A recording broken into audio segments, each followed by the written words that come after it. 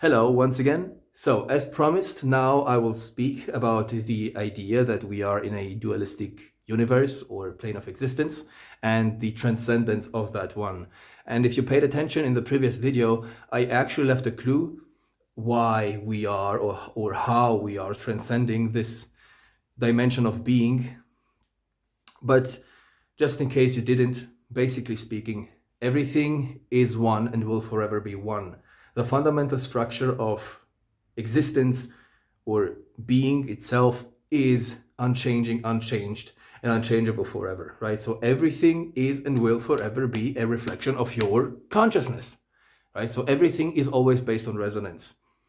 You may lose yourself in the belief in separation because you believe to be separate, and therefore you are basically bombarded with seemingly infinite things that are not of your liking.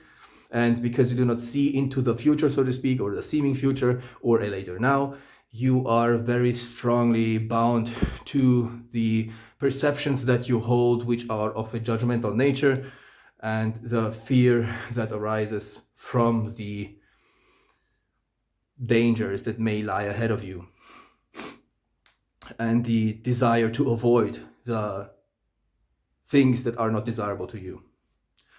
But when you think about it, essentially, the illusion of separation is a state of dissonance. And when you are life itself, when you are existence itself, and you are in a state of dissonance, meaning separated from life itself, you would not exist because you are existence, and that is not possible, right? So first of all, it must be an illusion, because otherwise you would not be, most literally. But because perceptions are not real anyways, you can experience the illusion of being separate. You cannot experience not existing because you are existence, but you can experience the pushing away of the things that you desire. Or, I mean, they push you away and you push them away, regardless. Both sides work and are being manifested, seemingly at least, in perception. So, again, essentially you're focusing on anti-life, on non-existence. Therefore, you are creating experiences that reflect back that idea to you. But because you're focusing on anti-life, on non-existence, you manifest non-existence. But what are you manifesting the non-existence of? I think that's right. Regardless, you're manifesting the non-existence of the idea of non-existence. So you're manifesting a storyline, a going to from the conception or focus on the perception of non-existence to the actual manifestation of non-existence, or of the perception of non-existence. I hope that makes sense. And this one time in between is what you could call the human experience, right? The manifesting of heaven on earth. Now, here comes the cool thing. Because you are, and you cannot be not. You are in constant resonance with all things. And therefore, you are constantly creating things that align with the nature or with the way you think you are, right? You manifest, or everything is a reflection of your consciousness. And this is what will constantly be manifested for you to directly experience. So there are these times where you are focusing on the idea of dissonance and therefore anti-life, and therefore you create experiences on a later now, because there is this lag, that speak of being separated, being unfulfilled, not getting what you want, or manifesting things that you do not prefer. But at the same time, you are not all the time in these kind of states, or in this state, experiencing these kind of perceptions. You also have times where you do not think about that specifically, where you are simply neutral, or you feel good, or at peace, or you feel joy, regardless, anything other than actively focusing on anti-life, which means that in those times when you're not focusing on anti-life, you're actually focusing on oneness. Therefore, you create more revelation of truth. You create more of that which is good, holy, and beautiful, which is love, essentially, that which you desire, that which essentially is of heaven on earth. That is the destiny, right? So, not only are you then, therefore, creating the unmanifestation or manifestation of the non-existence of separation, but you're also at the same time creating the manifestation of oneness when you are not focusing on anti-life or the illusion of separation. So it is a ever unfolding, constant dance of more and more remembrance of what you truly are. Basically, starting from the bottom, now we're up, is the basic story title, could be called at least.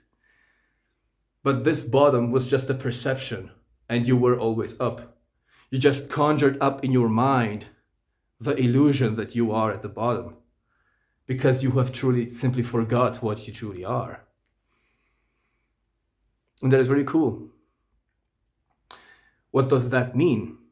That means, regardless of what you're experiencing, you always are climbing upwards to greater levels of being, to the heaven on earth that is reflecting back to you everything that gives you the greatest sense of satisfaction,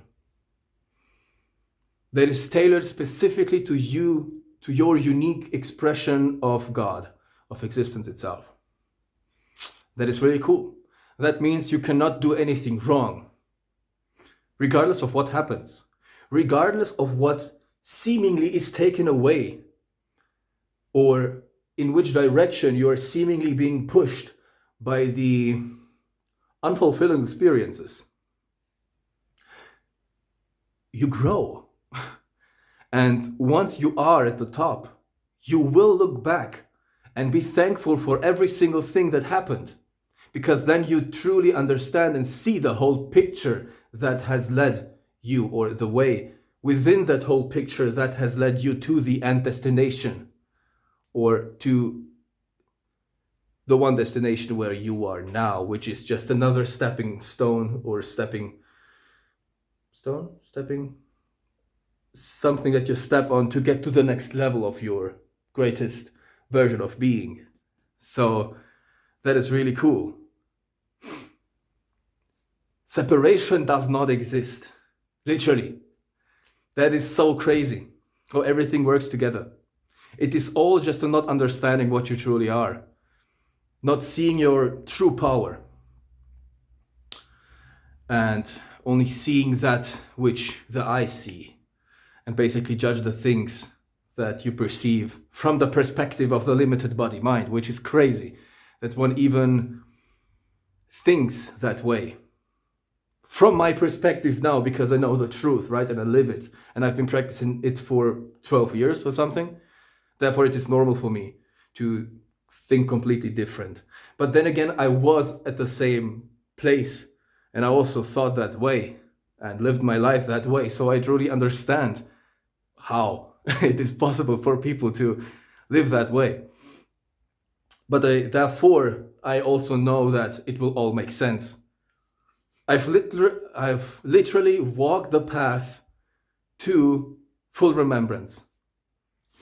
Therefore, I understand every single step on that path. And therefore, I can say for sure that it does make sense, and it does have a reason behind it, behind the experiences that you experience, regardless of how heavy they may seem. Once you understand that the breath is your greatest friend, taking a few steps back by breathing simply deeply, and being therefore the neutral observer, allowing that neutrality to breed peace, and allowing that peace then to be reflected seemingly outside for you to experience. But also from another perspective, by being purely observant, by being the neutral observer, by being pure presence, you realign your conscious awareness with the resonance between you and the you in terms of God, right? Between the seemingly individualized version of self with the all that is self. And you suddenly begin to see the truth of all things, the beauty of all things. You suddenly begin to feel more peace, and you perceive the experiences that you had from that place of non-attachment. And this allows you to perceive everything from a completely new angle. And this changes everything, because it does not happen, it does not matter what happened, what happens now and what happened in the past. It matters how you choose to perceive the things that happened to you and that are happening right now. And this changes everything, right? Everything that you perceive is colored by your perception of the things.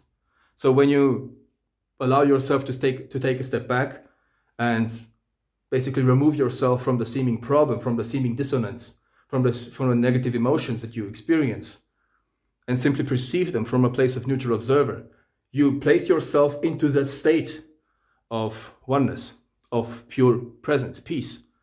And then you begin to perceive all things through that lens of peace in which you abide. So there's that. I hope you like that. The video, I mean, not that one slapping. But so I wish you a wonderful day. It was once again a joy that is beyond my capability of even expressing that which I just expressed to you, which is the revelation how things are. So in that sense, I love you all and I wish you a wonderful day.